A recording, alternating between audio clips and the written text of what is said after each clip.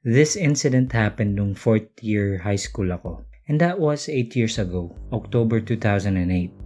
I was enrolled in a private academy in Bulacan. And most of the students there were in middle class and upper class.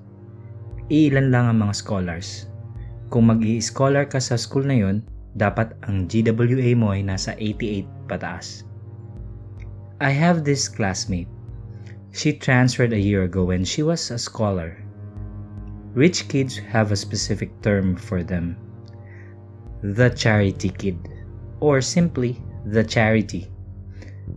Matalino siya. May itsura, but super ang tahimik niya. She has always been the target of bullying kasi nga, she's weird. Why weird?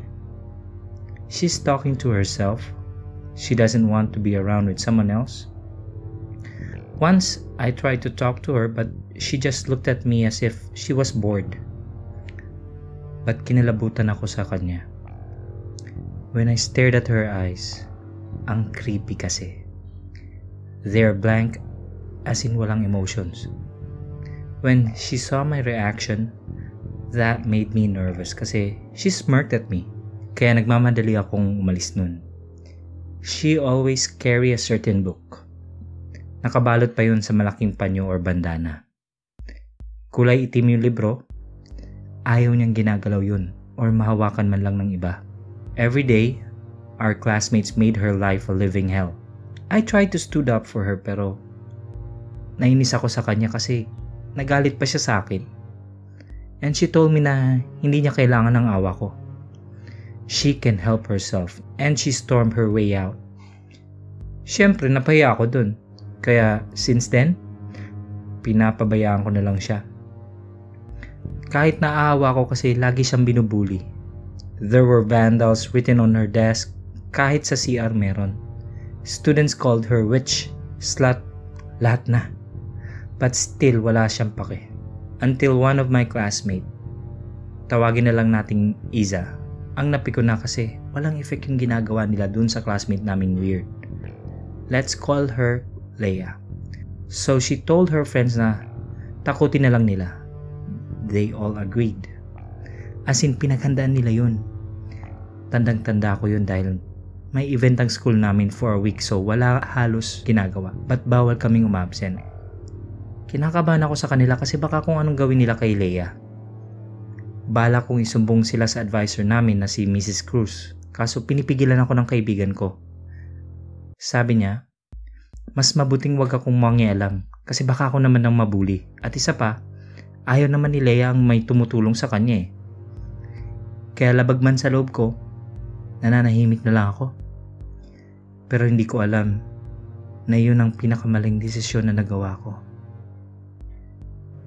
Mga 5 PM, uwian na. Nagbalikan na sa room sila Iza. Nagtataka ako kasi parang balisa sila. Tinanong namin kung nasan si Leia. Sabi naman ni Iza, umuwi na raw kasi napikon sa prank na ginawa nila. But when I asked her kung ano ba yung ginawa nila, minura niya ako at dinuro-duro. Wag daw akong tanong ng tanong. Nagulat ako sa reaction niya. Nagtatanong lang naman ako eh. Then, one of her friends approached her at may ibinulong sa kanya. After nun, humarap siya sa akin and she apologized. Tinanggap ko naman yung sorry niya. But nagtataka kasi ako, ang weird nila. They can't even look at me. At parang hindi sila mapakali. Then nag-uwian na. At gabi nun, hindi ko makakalimutan. Tapos ko nang gawin yung assignment sa algebra. Papatayin ko na sana yung ilaw ng may naaninag akong pigurat na tao sa kurtina. Kinabahan ako nun. Nung lapitan ko at tinawi ko, wala naman tao. Sabi ko sa sarili ko baka pagod lang at nahilo lang ako sa equations na sinasagutan ko. Paglingon ko sa pintuan ng kwarto ko, nakita ko si Leia pero nakatalikod siya sa akin. Nagtataka ako nun kung paano siya nakapasok sa kwarto ko at kung paano niya nalaman ang address ko. Sobrang kabado ako nun. Narinig ko siyang umiiyak. Nagtaasan ang balahibo ko sa batok. Biglang lumamig ang paligid pero hindi ko pa binubuksan ang aircon. At maya-maya pa ay nagsimula ng umandap-andap ang ilaw sa kwarto ko habang patuloy pa rin siya sa pag-iyak. Hindi ko alam ang gagawin ko nun. Tinawag ko siya. Leia, anong ginagawa mo dito? Paano mo nalaman ang address ko? Sino nagpapasok sa'yo? Sunod-sunod na tanong ko sa kanya pero hindi siya sumasagot. Hanggang sa nag-ring yung cellphone ko. Si Elaine, classmate ko, tumatawag. Sinagot ko yun habang nakatingin pa rin ako kay Leia na nakatalikod pa rin sa akin at nakaharap sa pintuan. Oh Elaine, bakit ka napatawag? Wait, alam mo bang nandito si Leia sa bahay namin ngayon? Ang weird kasi hindi ko naman binigay yung address ko sa kanya. Narinig ko siyang napaimpit ng sigaw at umiiyak siya. Nag-alala ako sa kanya. Baka kung ano nangyari. Tinanong ko siya kung bakit siya umiiyak. Sabi niya, imposibleng mangyari yung sinasabi mo. Mahinang tugon niya sa akin habang marahas na umiiyak. Ha?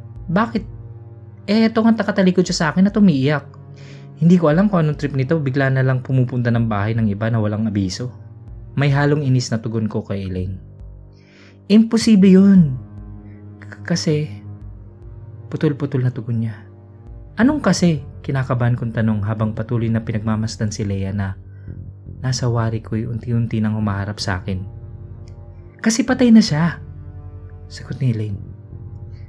Para akong binuhusan ng malamig na tubig. Kitang-kita ko si Leia na unti-unting humaharap sa akin. Hindi ko maigalaw ang mga paa ko. Nanginginig na ako sa matinding takot. Nagsimula na akong magdasal. Unti-unti niyang tinaas ang kanyang ulo at kitang-kita ko kung paano umagos doon ang masaganang dugo. Nang hilakbot ang bukong katawan sa aking nakita. Wasak ang kabila niyang pisngi. Napansin ko rin ang mga daliri niya sa kamay na bali-bali at ang iba ay umusli ang mga buto. Gula-gulanit ang uniforme niya. Dahan-dahan siyang lumakad papalapit sa akin. Pinilit kong igalaw ang mga paa ko ngunit hindi ko magawa. Gusto kong sumigaw ng tuluyan na siyang makalapit sa akin at umarap pa ang kanyang basag na mukha sa aking mukha. Kitang-kita ko ang paanong bumagsak ang isa niyang mata sa sahig ng kwarto ko. Lalo ako natakot nang siya'y bumulong sa akin. Lumang Jim, salamat. Tuwiran niya at saka siya naglaho. Doon ko palang naigalaw ang mga paa ko at nagmamadali ako nagtatakbo palayo sa kwarto at nagsisigaw. Naalarma naman ang mga pamilya ko at tinanong kung ano nangyari. Sinabi ko ang lahat. Sabi ng mama ko baka namamalikmata lang ako pero sabi ko hindi. Totoo ang nakita ko. Alam ko at nag-iiyak na ako. Kinabukasan, sinamahan ako nila papa sa school. Nalaman namin kahapon pa nawawala si Leia. Di ito umuwi sa kanila kaya naman nag-aalala ang mga magulang niya. Nagsumbong sila sa pulis at naganap sila sa school. Sinuyod nila ang buong campus nang makita nila ang katawan ni Leia roon sa baba ng hagdan. Basag ang bungo at bali-bali ang katawan. Hindi alam ng pulisya kung sino ang gumawa niyon sa kanya. Naalala ko ang ibinulong niya sa akin. Kaya kahit tinatawag ako ng mga magulang ko, tumakbo ko papunta sa lumang gym. Hinanap ko ang anumang bagay na kakaiba na magtuturo sa pumatay sa kanya. Hanggang sa nakita ko ang kumikinang na bagay, isang hair clip. Pinulot ko yun at pinagmasdan. Napasingap ako kasi kilala ko kung kanino yun. Nagulat ako nang sinigawan ako ng pulis na nag-iimbestiga ron. Off limits daw ang lugar at bawal ako ron. Pero pinakita ko sa kanya ang hair clip at sinabi kong kilala ko ang may-ari. At siya ang salarin pagpatay kay Leia. Kumunot noo niya pero I convinced him na yung taong yun ang pumatay kay Leia. Then biglang dumating ang English teacher namin na si Miss Tan. Pinagalitan niya ako. Sabi niya bawal ako sa crime scene. Dumating ang parents ko nun at nagsorry sa kanya at sa mga pulis. Tinanong ko siya kung anong ginagawa niya sa crime scene. I saw her face shifted a bit and sinabi niyang may karapatan siya to be there kasi she was instructed to guard the area from students. I asked her again if she was the one who saw the corpse. Natigilan siya. Parang kinakabahan or what. Nakatingin sa kanya mga pulis at yung ibang teachers. Nagdatingan na rin at nag-aantay ng sagot niya. She said yes. Siya ang unang nakakita sa bangkay ni Leia. Then she added, nakakaawa daw kasi Bali-bali daw yung katawan ng bata at parang pinukpok siya ng ulo ng baseball bat. Tumaas ang kilay ng detective. He asked, "Ma'am, paano nyo nalaman na baseball bat ang ginamit sa pagpukpok sa ulo niya? We never mentioned it before." Natulala siya at napasingap naman ang ilan sa narinig. Hanggang sa naiyak na siya at umamin siya ang pumatay. Nang tanungin kung bakit, sinabi niyang nalaman niyang si Leia ang girlfriend ng pinsan niya na sobrang mahal niya. Kaya dahil sa selos, napatay niya ito. Nang tanungin kung paano niya isinagawa ang krimen, sinabi niyang ginamit niyang oportunidad ng pagpaprank nila Iza sa bata. Sinundan niya ang mga ito. Na-witness niya nung pinagtulungan si Leia. Ewan daw niya at kung anong sumapi sa kanya at sumali siya. Nagulat daw sila Iza nun. Akala nila pagagalitan sila pero hindi pala. Inaakyat nila si Leia sa hagdan at binubuyo itong magpakamatay na pero ayaw ni Leia. Tahimik lang siyang umiiyak. Naiinis si Ma'am sa kaartehan niya kaya nang makita niya ang isang lumang baseball bat sa isang sulok, kinuha niya yun at buong lakas na ipinukpok yun sa biktima. Nawala ng balanse si Leia at nagpagulong-gulong sa hagdanan. Nagsisigaw daw sila Iza nun. Tinakot niya ang mga ito na huwag magsusumbong kundi pati sila papatayin. Kaya ganun na lang ang takot sa mga mukha nila. Nahuli at kasalukuyang nakapiit si Ma'am sa provincial jail dito sa Bulacan. Wala na akong balita sa mga kaklase ko doon dahil simula nun, sobrang trauma na ang inabot ko.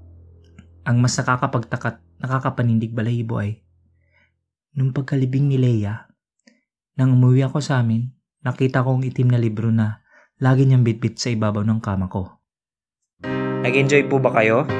Subscribe! Nag-a-upload po kami ng mahigit sa 3 videos sa loob ng 1 linggo. Salamat!